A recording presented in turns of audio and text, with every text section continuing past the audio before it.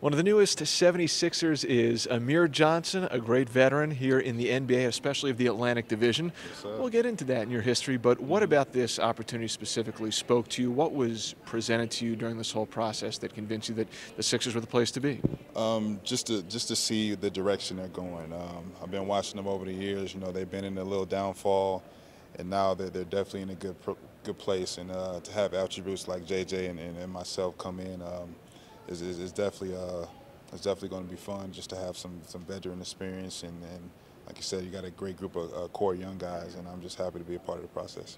You said during your press conference that when you were in Detroit and you started your career, it was really a growing up experience for you. You've been in the playoffs the last 4 years. What have you learned about what are the key things to pass along to younger players trying to find their way in the league? It's just very hard work. I feel like I definitely started from the bottom. You know, being drafted, 56. You know, coming into a championship team, and to have that mindset of coming from high school and to winning and playing on that type of caliber team is just a whole different mindset. It just takes a lot of discipline. Everybody on the team was held accountable, and you really had to put in a lot of hard work. You know what I mean? And I said up there on the podium, it's just hard to win on this league, but as everybody is committed on working hard and winning, it becomes easy. So we just got to be committed and take it one game at a time. With the Celtics the past couple seasons, you've had the chance to go up against the 76ers. Where do you think that you might be able to add the most value to the front court that this group is building? Be more vocal on the defensive end. You know what I mean? It just makes the defense a lot easier when you're just yelling, talking. It could be anything yelling on the floor. It's just as long as somebody's constantly yelling on the floor, you know what I mean? I feel like that just confuses the offense sometimes, and everybody just scrambling and playing together. At the same time, I want to bring an offensive force, you know what I mean?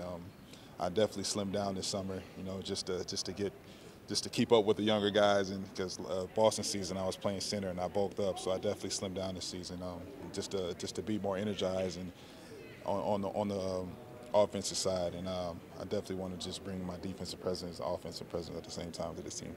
More appealing to be on the same side as a player like Joel Embiid rather than to have to bang against him on the block? Big time. Like I said, man, I guarded him one time in Boston, man, and I just felt his strength, and he has the opportunity to be one of the best centers in this NBA, and I'm just happy I get to play alongside him. So it's going to be interesting when you got two great defenders back there, jumping and blocking shots, so it should be fun.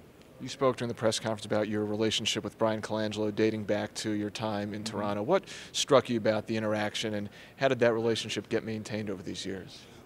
Just to believe in the player I am. My Detroit years were 4 years, but I felt like it was such a good team. I didn't have an opportunity to go out there and kind of play. I was in and out some games, but everybody was just basically all-stars on that team. And when I finally got out of Detroit, came to Toronto, I felt that he just believed in my game and had the confidence in me to go out there and show the world. And we just became friends from there on. He just believed in myself, believed in me, and I went and played hard for him. Lastly, Sixers fans may know you from wearing the number 90 in green and white the last couple of years, but what about the new numeral that you'll be sporting now with the new team? Number 5. I don't really have no answer for it. I don't know. I wore number 15. I wanted to get back to the 15, but I just cut one number short and just stuck with the number 5. And I think Boston, that number 90 was just kind of like back in the day when I was with my church team, and I picked number 90 because it was back in the 90s. But I just kind of make up something when I have numbers, really. But that was kind of my scenario, just to take one number off and just rock with the 5. All righty, Amir, thanks so much. Yes, thank you very much.